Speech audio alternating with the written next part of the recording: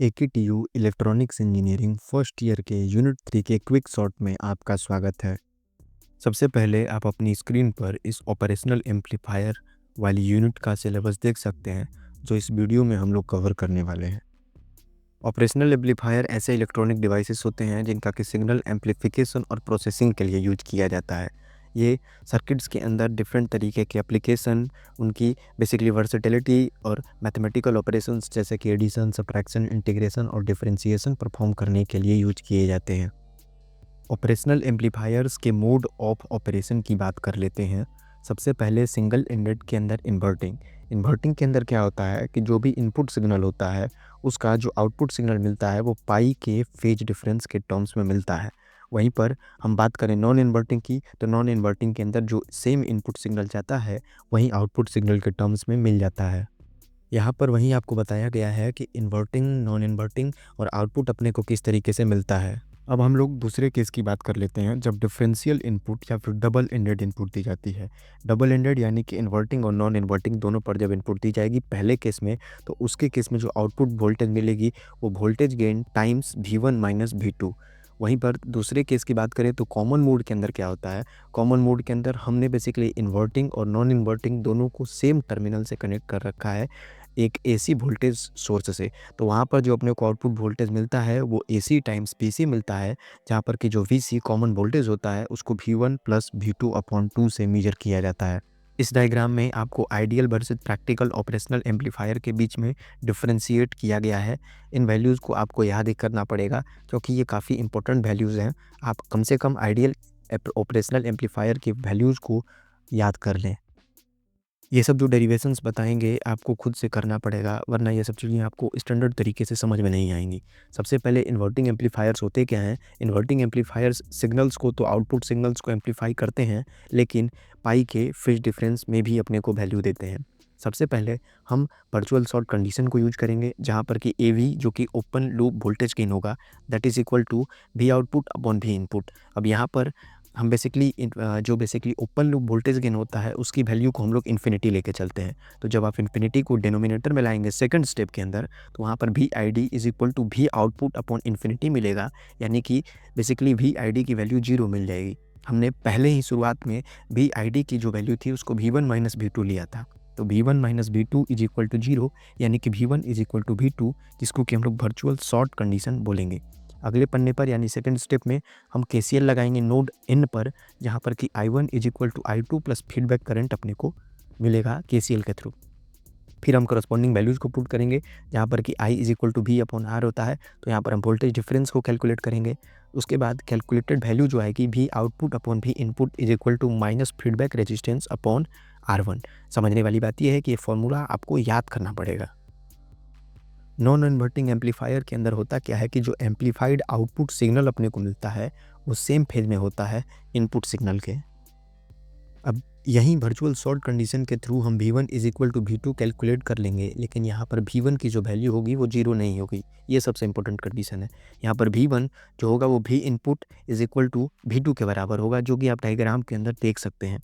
उसके बाद बेसिकली हम नोड N पर KCL लगाएंगे। हर एक स्टेप्स के अंदर आपको दो चीज़ें करनी है। सबसे पहले वर्चुअल शॉर्ट कंडीशन या फिर वर्चुअल ग्राउंड कंडीशन, और उसके बाद आपको KCL एट नोड N लगाना है, जहाँ पर से कि इसके अंदर I1 plus I2 is equal to IF मिलेगा। I1 की वैल्यू जो होगी वो V2 अपॉन R1, और I2 की जो वैल्यू होगी वो 0 होती है ऑपरेशनल एम्पलीफायर्स के अंदर, is equal to V output minus V2 upon RF। इस केस में बेसिकली V आउटपुट जो होगा वो हाई होगा V2 से, जो कि नोड N पर वैल्यू मेजर की गई है। तो यहाँ पर जब हम वैल्यूज़ को कैलकुलेट करेंगे तो basically V input times 1 upon R1 plus 1 upon RF is equal to V0 upon RF।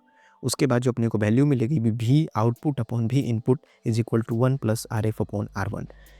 Application of non inverting operational amplifier की बात करें तो इन्हें हम बफर एम्पलीफायर या फिर यूनिटी गेन एम्पलीफायर या फिर वोल्टेज फॉलोअर कॉन्फ़िगरेशन भी बोलते हैं।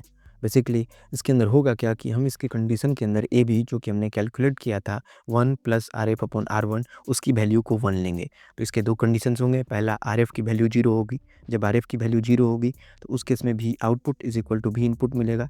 सेकेंड कंडीशन के अंदर R F is equal to infinity नहीं, R one is equal to infinity लेंगे। थोड़ा मिस्टेक है यहाँ पर, जिसके कारण हमें ए बी की वैल्यू 1 मिलेगी और जिससे भी output is equal to B input अपने को मिलेगा। इन्वर्टिंग ऑपरेशनल एम्पलीफायर्स की बात करें तो समिंग एम्पलीफायर या फिर एडर के अंदर यूज कर सकते हैं, इंटीग्रेटर के अंदर यूज कर सकते हैं या फिर डिफरेंशिएटर्स के अंदर इनको यूज कर सकते हैं। समिंग एम्पलीफायर क्या होता है? ये ऐसे समिंग एम्पलीफायर्स या फिर एडर ऐसे ऑपरेशनल एम्पलीफायर्स होते हैं जहाँ पर कि दो या दो से ज़्यादा इनपुट्स को ये लेते हैं और एक पर्टिकुलर इनका सम को basically as an output produce करते हैं। बेसिकली इन्वर्टिंग के अंदर हम लोग करेंगे क्या, सबसे पहले वर्चुअल ग्राउंड कंडीशन से अपने को V1 is equal to V2 is equal to 0 मिल जाएगा। उसके बाद हम लोग नोड N पर KCL लगाएंगे जिससे कि अपने को I1 plus I2 is equal to IF मिलेगा, जहाँ पर कि I1 जो होगा इस केस में वो बेसिकली V इनपुट 1 जो बेसिकली ऊपर वाला रेजिस्टेंस 1 है उसके अक्रॉस जो रेजिस्टेंस के अक्रॉस करंट होगा उसको हम मेजर कर रहे हैं। तो V input 1 minus V2 upon R1 and I2 जो होगा वो V input 2 minus V2 upon R2 के बराबर होगा। हमने basically V1 is equal to V2 0 ले रखा है, तो इन पर्टिकुलर वैल्यूज़ के अंदर V1 और V2 को जब 0 पुट करेंगे तो अपने को V आउटपुट जो मिलेगा वो मिलेगा minus in the bracket R F upon R one times V in one plus R F upon R two times V in two. ये इंपॉर्टेंट कंडीशन है।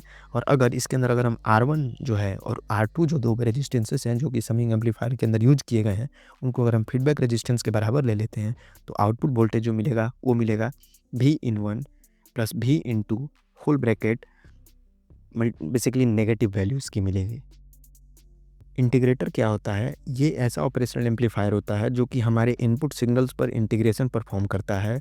जो आउटपुट होता है वो प्रोपोर्शनल होता है इनपुट वेव के एक पर्टिकुलर टाइम के साथ जो वैल्यू चेंज करेगी उसके हिसाब से। तो डायग्राम आप देखें और समझते जाएं। सबसे पहले जब कैपेसिटर्स को हम लोग फीडबैक रेजिस्टेंस के क्रॉस कनेक्ट करेंगे, इसको याद रखने की तरीका ये है कि जो इंटीग्रेशन होता है वो काफ़ी टफ होता है, जिसके लिए जो फीडबैक होता है बच्चों का वो काफ़ी बोलते हैं कि टफ होता है। तो इसे आप याद कर सकते हैं कि फीडबैक जो है, फीडबैक रेजिस्टेंस जो कि ऊपर वाला है उसके अक्रॉस हमने कैपेसिटर को लगा रखा है जिसको कि हमने CF बोल रखा है। तो वर्चुअल ग्राउंड कंडीशन से V1 is equal to V2 is equal to 0।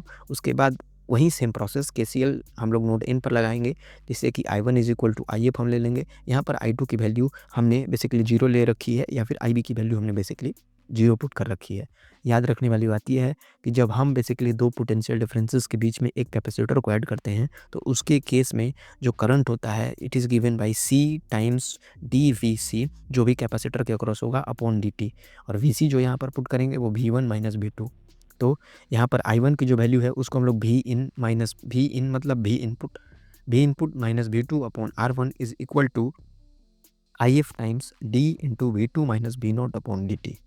फिर यहाँ से basically V1 is equal to V2 0 दिया गया है, तो उस पर्टिकुलर वैल्यू को हम पुट करेंगे और इंटीग्रेट करेंगे दोनों साइड में dt के रिस्पेक्ट में। dt बेसिकली मल्टीप्लाई करेंगे दोनों साइड तो एक साइड से कट जाएगा और एक साइड बेसिकली हम लोग टाइम के टर्म्स में जब इंटीग्रेट करेंगे तो अपने को जो वैल्यू मिलेगी वो मिलेगी minus times 1 upon R1 CF times integrating V input dt 0 से लेकर के t तक, जो कि वैल्यू आपको राइट साइड में दी गई है, प्लस C सम कॉन्स्टेंट।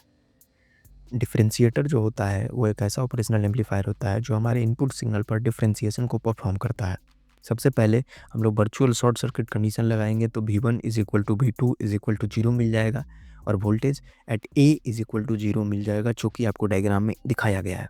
उसके बाद हम लोग नोड N पर जब KCL लगाएंगे तो उसके लिए अपने को वैल्यू मिलेगी C1 times D V input minus BA upon DT is equal to V2 minus V output upon RF। अब समझने वाली बात यह है कि V1 जो है वो V2 के बराबर है और ये VA के बराबर है जिनकी वैल्यू 0 है। तो यहाँ से जब हम V आउटपुट की वैल्यू को कैलकुलेट करेंगे, सिंपल हम LHS RHS खेलेंगे थोड़ा सा, उसके बाद हमें मिलेगा minus times C1 into RF times DV input upon DT। ये एक स्टैंडर्ड फार्मूला है। 4 फार्मूले हैं जो आपको याद करना होगा, एक डिफरेंशिएटर, इंटीग्रेटर, समिंग एम्पलीफायर और इन्वर्टिंग और नॉन इन्वर्टिंग के 2 फार्मूले। कंपैरेटर्स ऐसे इलेक्ट्रॉनिक सर्किट होते हैं और या फिर डिवाइस होते हैं जो बेसिकली मेजर करते हैं दो इनपुट वोल्टेज को और डिटरमाइन करते हैं कौन सा हायर है। उसके कॉरस्पॉन्डिंग ये अपने को एक आउटपुट सिग्नल देते हैं on the basis of the comparison. यहाँ पर बेसिकली हम लॉजिक को यूज़ करते हैं। उसकी एप्लीकेशंस की बात करें तो इनको basically analog to digital converters के अंदर यूज़ किया जाता है। वोल्टेज लेवल डिटेक्शन के लिए यूज़ करते हैं, पल्स विड्थ मॉड्यूलेशन पीडब्ल्यूएम के अंदर यूज़ करते हैं और ओवर वोल्टेज या फिर अंडर वोल्टेज से प्रोटेक्शन के लिए इनको हम लोग यूज़ करते हैं। सबसे इम्पोर्टेंट चीज़, अगर आपने यहाँ तक वीडियो देखी है तो थैंक यू, पर जो भी डेरिवेशंस मैंने कर रखे हैं उनको आप एक बार दोबारा ज़रूर करके देखें, वरना ये सारी चीज़ें आपको समझ नहीं आएँगी।